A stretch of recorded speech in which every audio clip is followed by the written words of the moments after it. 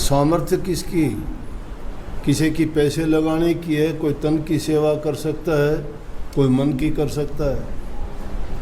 ऐसे ऐसे आदमी भी देखे।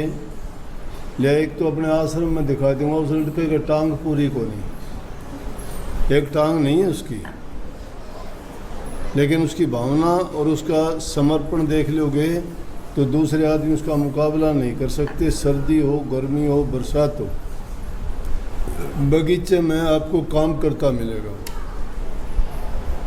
कोई भी काम हो उस काम में फड़ाक देसी सबसे पहले जाएगा। और जो कामचोर हैं, जिनकी भावना नहीं हो, मुंह छिपाते फिरेंगे, या वो क्या करेंगे, एक दो आदमी ने और लगा लेंगे, क्यों न अपना टाइम पास करने के लिए बात करने वाला चाहिए। लेकिन उसकी ये भावना है, वो हमेशा सेवा में तत्पर रहता है। छोटा सा प्रसंग, जब वे माता सीता को रावण ले चुरा के ले गया, पता लग गया, हनुमान जी ले आए पता कि माता सीता को लंका पति रावण लेके गया है।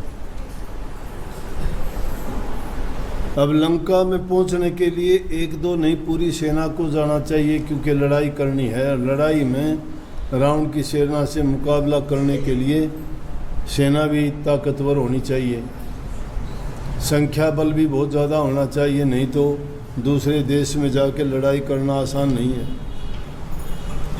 रास्ता नहीं था तो समुद्र पर सेतु बनाने लगे। सेतु समझते हो, पुल, कि ताकि उसके ऊपर से जाके उसको पुल बनाना आसान नहीं था।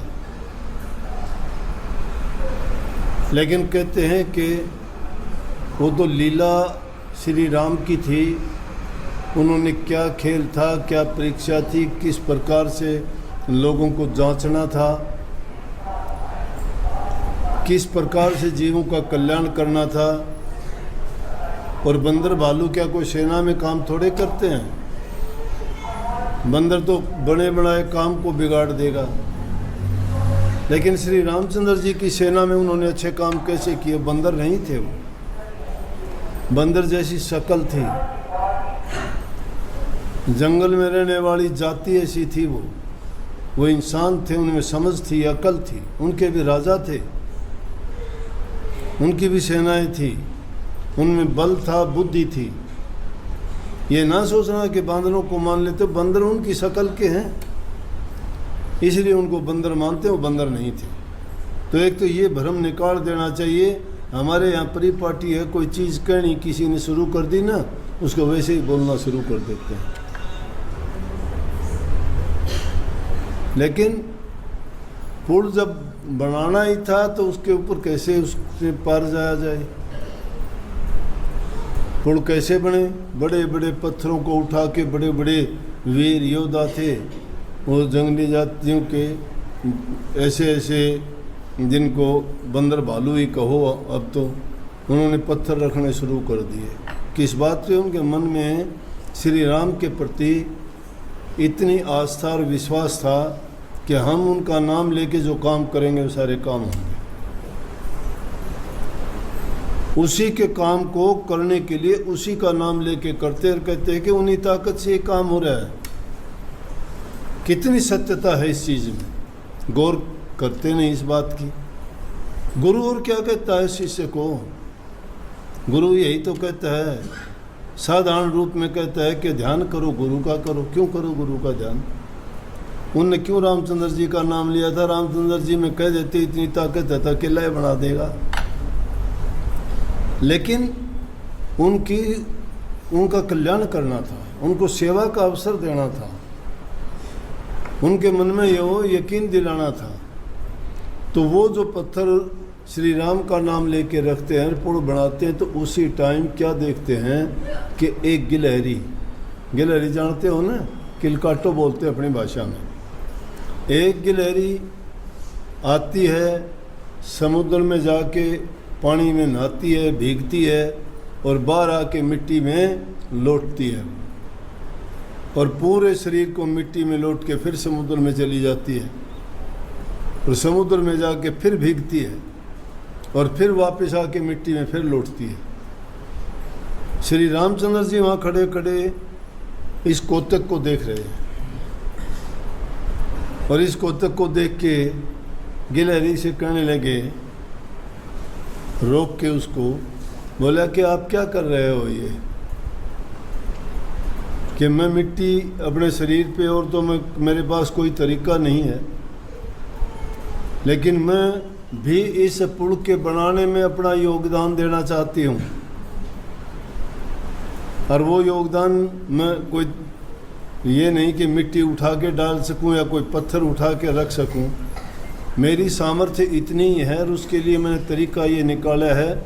मेरे शरीर के बाल गीले हो जाते हैं, बाहर जाते हूँ मिट्टी चिमट जाती है, आके वो मिट्टी चाहे 4 कण डालो, लेकिन मेरा योगदान रहेगा कि ये पुल बनाने में योगदान रहेगा मेरा।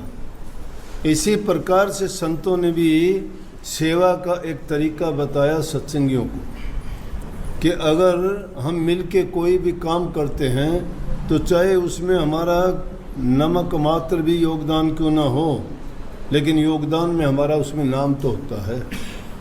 करने वाला तो एक ही आदमी होता है, लेकिन सहयोग करने वाले अगर आदमी करते हैं, वो कोई भावना से, कोई शरीर से, कोई धन से और कोई अपने विचारों से, कोई जबान से बोल के दूसरे लोगों की जो हौसले अफजाई करता है, वो भी सच्चे रूप में सेवा कर रहा होता है। सेवा ये ज़रूरी नहीं है। और यही बात नहीं रुक जाती, भावना की बात देखो, यही बात जब रावण के पास पहुंचती है लंका में और वहाँ जा कहते हैं, सब लोग कहने लगे कि बोलो रावण के दरबार के लोग, उसकी ही जो प्रजा के लोग हैं वो आके कहते हैं कि आप भी कुछ करो ना।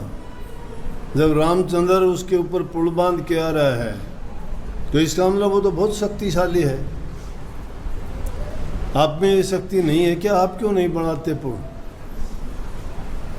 अब रावण ने भी रीस में आके कह दिया, क्यों, मैं भी बना सकता हूँ, कौन कहता नहीं बना सकता।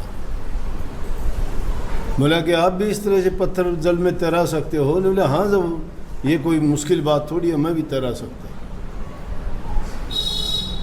उसने बात तो कह दी।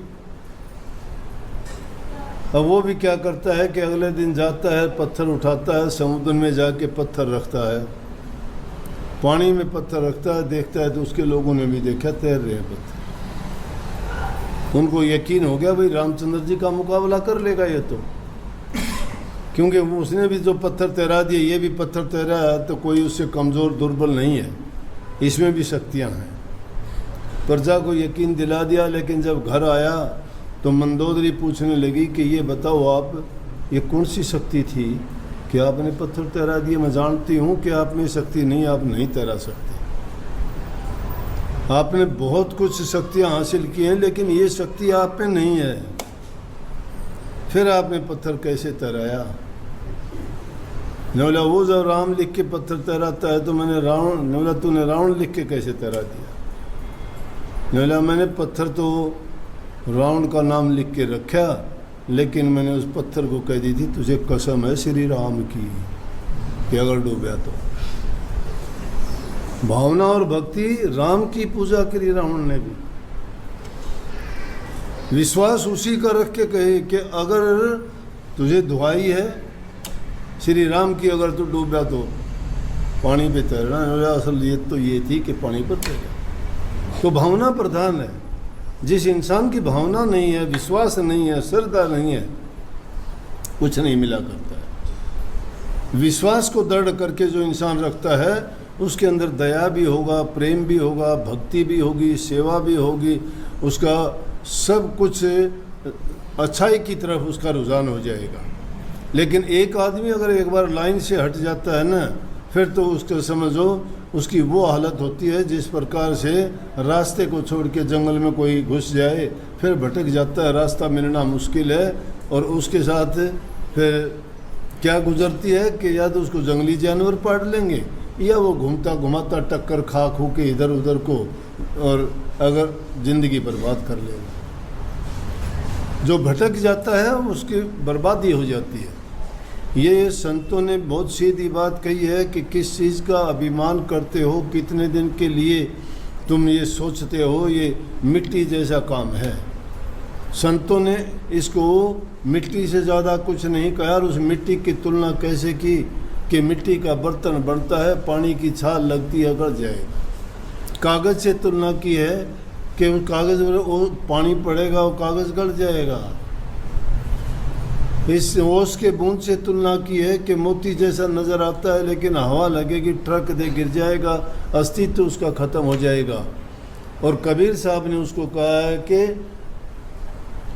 पानी केरा बुध बुदार असमानुष की जात देखत ही छुप जाएगा अर्जुन चारा प्रभात। कि इंसान की जाति तो उस प्रकार से है जिस प्रकार से बरसात होते हुए तुम देखते हो, पानी में गिरने वाली बूंदों से बुलबुले पैदा होते हैं, और वो बुलबुले उसी टाइम बढ़ते हैं, खराब हो जाते हैं, बिगड़ जाते हैं, कुछ भी नहीं है। वो एक बार वो दिखाई देते हैं, पानी के ऊपर बुलबुला है, लेकिन कुछ ही चंद सेकंड में ख़त्म। इंसान का भी जीवन ऐसा ही है, इससे ज़्यादा कुछ भी नहीं है।